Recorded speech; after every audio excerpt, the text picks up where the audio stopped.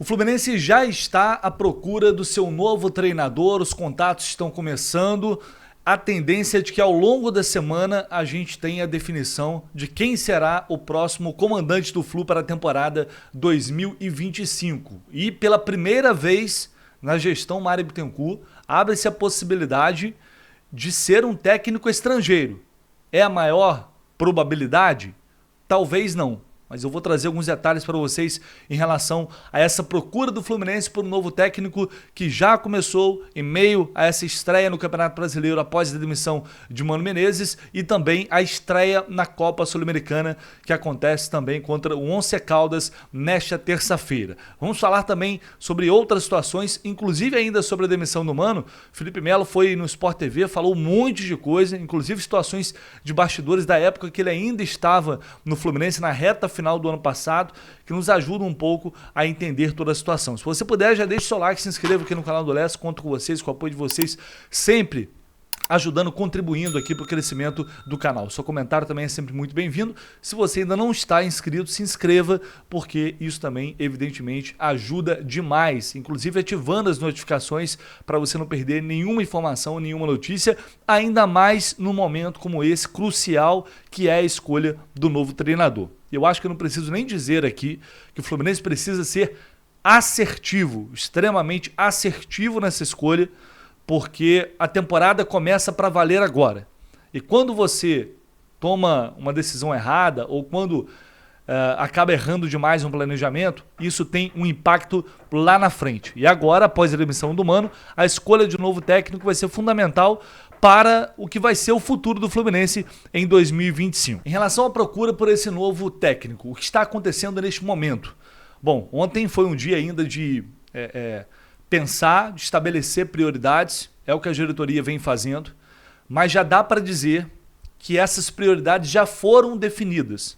O Fluminense já definiu, estabeleceu ali nomes que interessam mais neste momento. E agora o que acontece? Ainda não são propostas oficiais, até onde eu sei, até onde eu consegui apurar. Não há ainda uma negociação rolando, não foi feita nenhuma proposta, mas o clube, através de intermediários, já começa a sondar a situação de alguns treinadores que estão no mercado. A gente sabe aqui que Renato Gaúcho, Dorival Júnior, Tite, Fernando Diniz, Odair Helma, são nomes que automaticamente são especulados, porque uns são treinadores de ponta e estão aí desempregados no momento, e no caso do Odair, no caso do Fernando Diniz, porque já tem um longo relacionamento aí com o presidente Mário Bittencourt e também passagens importantes pelo Fluminense.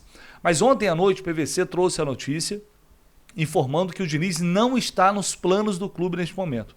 Esse retorno não é discutido. O que para mim faz total sentido. Por quê? De novo vou bater nessa tecla porque é algo para mim tem muita relevância nesse momento. O Fluminense está em meio a uma campanha eleitoral que está começando para a eleição no final do ano. Tem SAF vindo aí. O presidente Mário Bittencourt precisa aprovar essa SAF nos moldes que eles querem. Então, popularidade é algo extremamente relevante para isso. Daí eu creio que a escolha também, óbvio que não acho que ela vai ser baseada só nisso, mas a busca pelo treinador passa por ser um nome de credibilidade, um nome talvez praticamente indiscutível, que venha atender os anseios do torcedor e ao mesmo tempo vai dar um respaldo ali para a diretoria. Olha só, reformulamos o elenco, fizemos contratações, investimos muito e trouxemos um técnico de ponta. E aí agora, o que falta? Então acho que caminha muito nesse sentido. Por isso eu não acreditava muito na volta do Diniz, porque é um nome que chega com o carinho de muita gente, com o apoio de muita gente, da parte da torcida, que mesmo após o desastre que foi 2024, gosta do Diniz e quer o retorno dele, porque acredito que aquilo pode se repetir, mas outra parte que é completamente contrária. A gente já começaria um trabalho com a torcida dividida, e eu acho isso muito ruim, porque a gente vai continuar vivendo em extremos. Ganhou, tá todo mundo... Quem não gosta do Diniz ou do trabalho, não é nem gostar da pessoa, não tem nada a ver isso, do trabalho.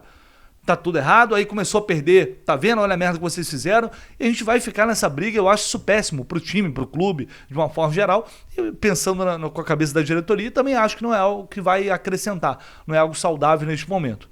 Então, enfim, Eu acho que esse retorno vai acontecer em algum momento, em alguma situação, mas não agora. Até porque o Diniz fez um trabalho muito ruim na seleção também, né?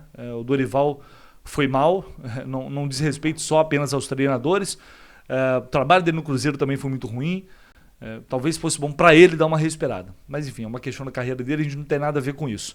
E aí vamos para o que a gente tem de possibilidade agora. Renato Gaúcho surge como um nome forte, como uma possibilidade forte.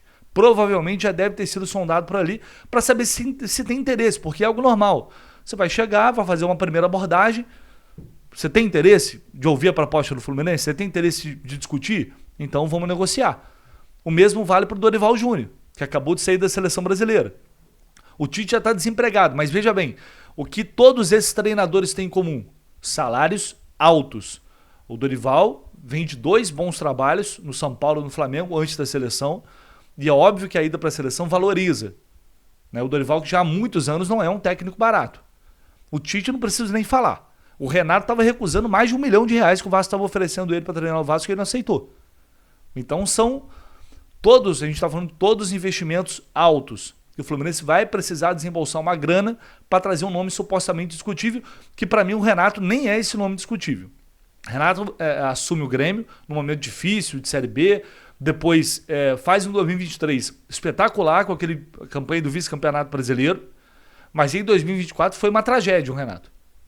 O trabalho dele foi muito ruim. Teve a tragédia do Rio Grande do Sul, todo mundo sabe disso, teve um impacto, mas foi muito ruim. Embate com a imprensa o tempo inteiro. Na época do Flamengo, a passagem dele pelo Flamengo, quando ele sai, muita gente e elenco, jogadores criticando a falta de profundidade tática do dia a dia, de treinos técnicos e táticos, algo parecido com o que aconteceu agora com o Mano Menezes também. Então é um treinador que tem uma gestão de grupo, que todo mundo gosta, resenha pra caramba e tal, principalmente quando tá dando tudo certo, mas é um técnico que não preza muito pelo aspecto tático. Não sei se é o técnico ideal para esse time que o Fluminense tem hoje. Tá? É a minha visão.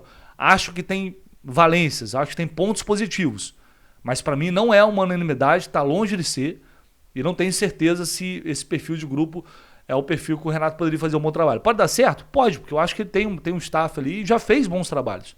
Eu até gosto do Renato como treinador, mas não acho esse nome indiscutível. O nome que eu gostaria de ver, para o momento, acho que o Dorival Júnior. Porque é um técnico, não é um técnico extremamente brilhante, mas é um técnico equilibrado, que em clubes costuma fazer bons trabalhos, que sabe trabalhar com elencos um pouco mais estrelados, mas também já fez bons trabalhos com elencos mais limitados.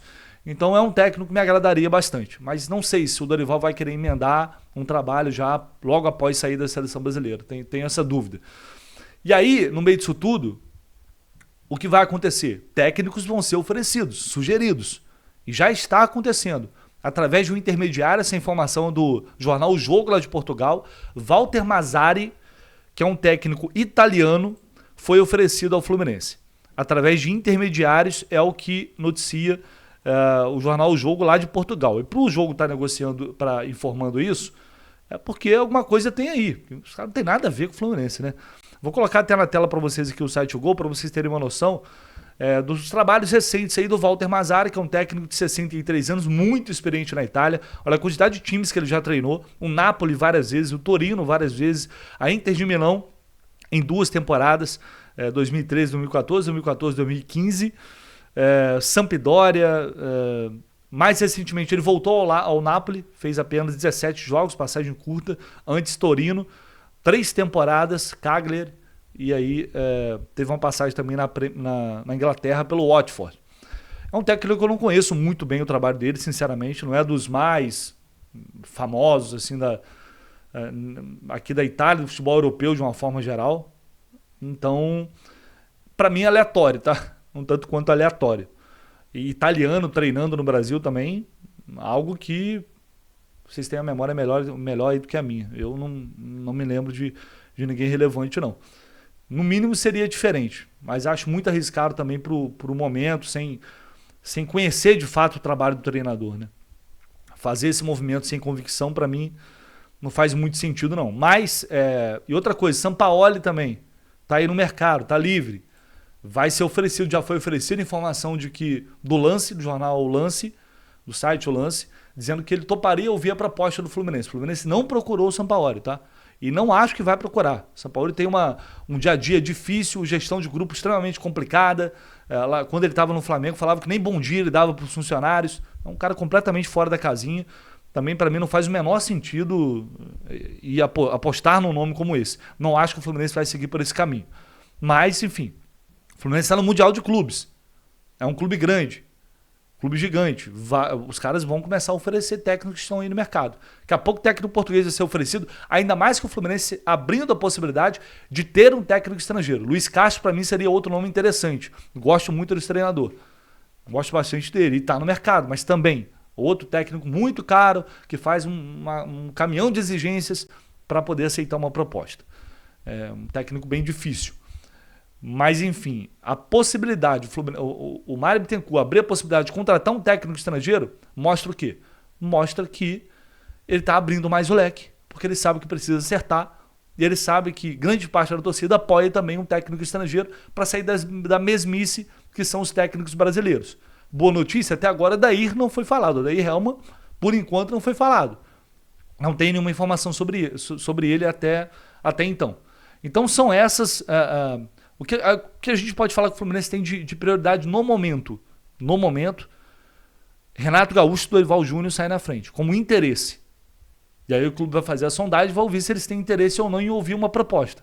Se tiverem, o Fluminense pode avançar. A intenção é acertar tudo isso até ao longo da semana, para que, quem sabe, na segunda rodada, no jogo contra o Bragantino, o Fluminense já tenha um novo técnico, um novo comandante, ou no mais tardar, antes do jogo da segunda rodada da Copa Sul-Americana. A intenção é essa. Agir rápido, mas tudo vai depender da resposta que o clube vai ter no mercado. Qualquer novidade, evidentemente, como sempre, eu vou trazer para vocês aqui no canal do Lessa. E para fechar esse vídeo aqui, vou trazer para vocês uma fala do Felipe Melo, algumas é verdade, fiz aqui uma pequena montagem, com o que ele falou sobre o Mano lá no Sport TV, após a demissão do Mano, várias situações ali de dia a dia, enquanto ele estava no clube, que eu acho que vale a pena a gente trazer aqui também. Eu vou comentar rapidinho após esse vídeo do Felipe. É um programa, hein, Felipe? Boa noite, mano. Da hora? Boa noite a todos. Prazer fazer parte dessa família Fechamento. Meu destaque, sem dúvida nenhuma, é a primeira vítima do Campeonato Brasileiro, né? O treinador Mano Menezes, que, ao meu modo de pensar, acertadamente foi demitido pela diretoria do Fluminense. Vamos falar muito sobre isso. Ai, gente. Por que acertadamente? Foi só uma palhinha. Por que acertadamente? Afinal, todo mundo vai dizer, foi só um jogo, só a estreia no Campeonato Brasileiro. Tem vários argumentos para isso, né? Primeiro, são 13 dias treinando depois da final do Campeonato Carioca, né? E o Fluminense apresentou absolutamente zero de tudo aquilo que fez. Será que treinou? O homem chegou. 12 minutos de jogo, o Fortaleza já estava vencendo o jogo, poderia fazer 3 gols. Né? E para um elenco tão recheado como é o do Fluminense, ao meu modo de pensar, o elenco do Fluminense é melhor do que o elenco do ano passado. Montou esse elenco pensando em vencer as competições. Né? Então eu penso que é acertado porque ainda está no início da temporada, é o início do Campeonato Brasileiro. Por mim, não teria renovado com o Mano Menezes, mas eu entendo o presidente, são cabeças diferentes. Presidente esse que, é o meu modo de pensar, é o maior da história do clube, em termos de conquistas. O Fluminense vive um momento hoje que é político total, haja visto esse ano político que o Fluminense tem vivido. Então, muitas das pessoas que falam, eu penso que querem ver o circo pegar fogo, mas eu entendo que o presidente foi acertado e foi no tempo dele.